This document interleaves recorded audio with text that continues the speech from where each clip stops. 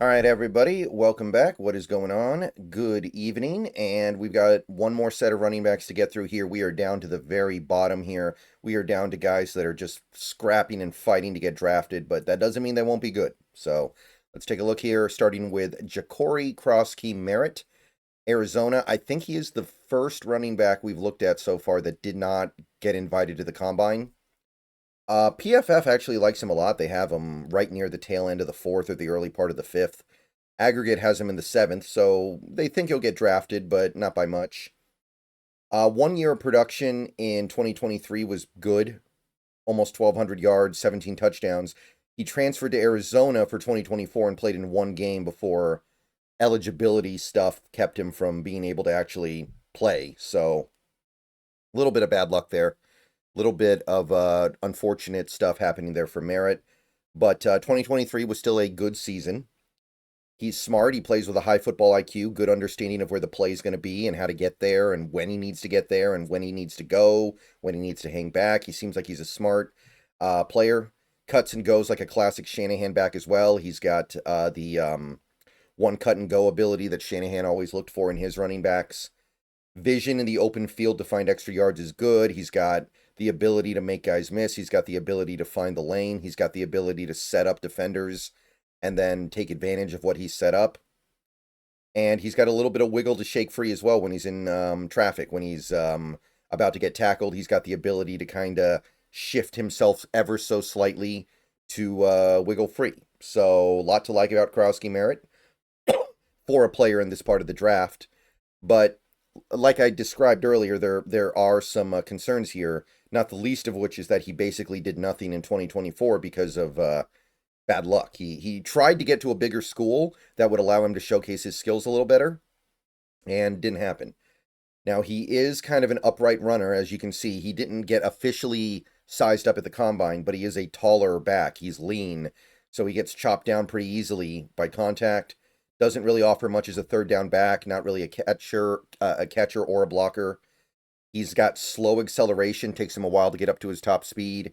And his production from 2023 was at a smaller school. I can't even remember what it was now off the top of my head, but his attempt to produce at Arizona last year didn't work out. So we don't know what he would have done at a bigger program against better defenses. So a little bit hard to weigh there. So he missed his chance to really prove himself in 2024. There are some intriguing elements of a player here, but there's so many backs in this draft. I have a hard time justifying using a pick on this guy right now. So UDFA, I don't think I'd use even a seventh round pick on him, really. All right, bumping along to Jordan James, Oregon Duck. This is a guy that has some guys that really, really like him, but overall, he's still considered to be like a fringe draft pick, it feels like, which makes me feel like somebody's going to take him a little earlier than that. Somebody's going to really like him. So, undersized, young, only 21 years old when the season starts.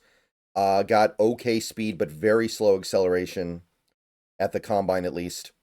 Again, we have to weigh that stuff. Big boards, like I said, ESPN and the Draft Network both think he's a day two pick, which I don't know if I see that. CBS, PFF, we're talking like fifth or sixth round. Database has him all the way down in the late seventh, though, so it's all over the place. Breakout year was last year for the Ducks. He produced, man. Almost 1,500 yards and 15 touchdowns on a pretty loaded offense, at least loaded in the sense that they spread the ball around and a lot of players produce at a really high level. He was pretty good the year before as well. Not super prolific, but he was certainly part of some good things. So what I can say about him in the positive, he's very good at using his small stature to bulldoze defenders. It's one of those things where, again, yeah, he's small, but he's got a low center of gravity, and he's able to get underneath the pads of defenders and just shrug them out of the way and push them out of the way and get to where he needs to get to. His moves in the open field are sharp and effective. He's good at setting up defenders. He's good at being creative and improvising in the open field. He's really good in catch and run situations. He's really good at catching the ball, turning into a receiver, and then when he turns around, he turns into a running back again. So catch and run is great.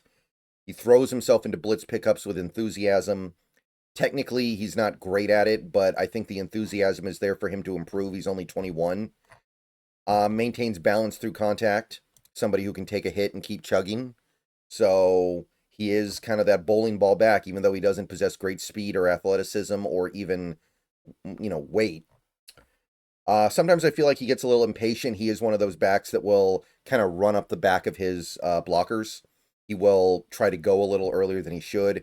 While he is a skilled receiver, he does drop too many passes. Doesn't have breakaway speed or sudden acceleration to really just get away from defenders. And his instincts as a running back are a little bit lacking. I feel like there's just some stuff that you hope develops in the coming years, and it can because he's so young. So I wish he was a little more quick because that would give me a foundation of something I feel a little bit better about.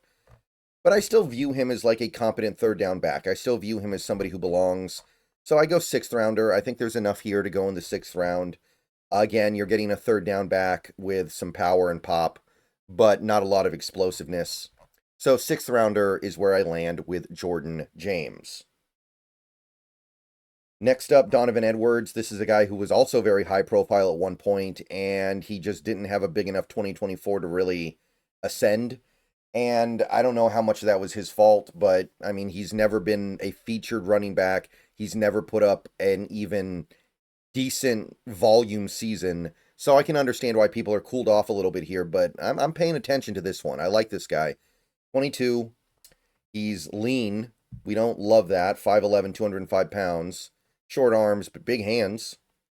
The combine was kind of a revelation for him. He ran a 4.44, so very fast, very quick, 1.5, 110-yard split. Also, almost vert jumped 39 inches, so that's 89th percentile. And he cranked out 23 bench presses on the weights. So that tells me there's some traits here that are really good beyond what he produced in college. CBS has him in the 6th, ESPN the 7th, PFF has him undrafted. The database has him just barely getting drafted. The production, not really there. He shares the backfield in Michigan, obviously. There's a lot of circumstances that kind of hold him back, but I will say this, the yards per carry average is not going to really get anybody's motor running. 4.4 yard per carry average over the last 2 years behind a really good offensive line, loaded with talent on that offense. A team that won the national championship in 2023. I know they weren't very good last year, but they still weren't terrible. Some receiving stats, some decent receiving numbers. So, not a ton of production here. The testing numbers really jump out to you with Donovan Edwards. They were much better than expected. He's got the needed skills in third down. He's got the ability to block, and he's a decent enough receiver, so I think he'll be good on third down. His one cut and go ability is on point, so he's going to be a great Shanahan type back. He gets low to make sure he ends his runs with a couple extra yards. He knows how to be the low man, knows how to play through contact and make sure he's getting the most out of his opportunities. And he doesn't improvise needlessly. He knows how to stay on track. He knows how to follow the play. He knows how to continue to pursue the play as designed. So he's somebody who's willing to play within the confines of the offense, which a lot of coaches are going to really like. Maybe he's a little too patient sometimes. I could see that being a little bit of an issue. Sometimes he's trying to pick a lane, and it's easier to get away with that in college than it will be in the pros. He doesn't have great open field value. He's not going to make a lot of people miss. He's not a tremendous improviser. Once he gets going, it's kind of straight line stuff. And his vision when picking through traffic and working through like a field of defenders is not what you really want to see. He doesn't really have the great improvisational skills in that regard, and just not a lot of production overall. So you have to be a little bit hesitant here, I think. You have to be wondering just a little bit what we're dealing with here. So I understand there's a lack of excitement there, but the testing numbers really caught my eye. The fact that he's at Michigan, a place where you're just not going to put up big numbers in all likelihood because of the circumstances there.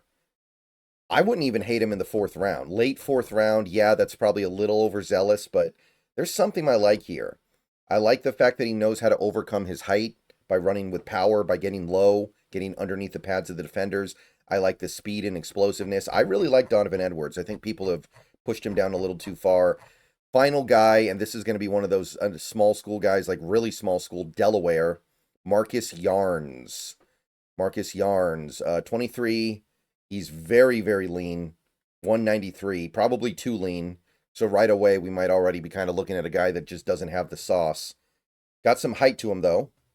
Long arms or long-ish arms. He did have pretty good testing numbers though. Fast, explosive, reasonably quick, not super quick, but reasonably quick to accelerate. And PFF and ESPN both think he's going to be an early 6th-round pick. Database has him as a late 7th. Production was not huge these last couple years, if we're being real. 2024, he had what are we talking about here? Like 1,150 yards almost. 2023, he had 1,250. So it's not like he was printing stats at Delaware, which you'd like to see, but it's not bad either. He was a pretty good receiver. He's got great hands. That's probably the thing that is going to draw people to him the most. He's got great hands. He's got big-time wiggle in the open field to make tacklers miss. Very creative, very good at improvising. Waits for the play to develop, and then he goes. He's really good at just kind of biding his time and then planting and going. He's got good speed. He's just... You're going to have to find a way to be creative here because he is so small. I don't think he can succeed traditionally. Obviously, you have lesser competition at a place like Delaware. He crumples on contact. You're not going to let him... He's not going to survive contact. He might be a receiving back only. He might even move to receiver. I don't know exactly how this works, but it's probably not going to be traditional. I don't think there's a point to really draft him. He couldn't even dominate at Delaware. He's going to have to work really hard and become like probably a better route runner and maybe even convert to receiver or be a full-time receiving back to find success in the NFL. So he's a UDFA in my book. I couldn't quite get to the point where I draft him. All right, that's it for the running backs this year for me. I will see you guys later. We're moving on to a new position tomorrow. Going to hit the edge rushers. That's going to be very fun, so check that out. See you guys later. Go Hawks, and everyone have a good rest of your evening. I've got to hit these edge rushers hard coming up.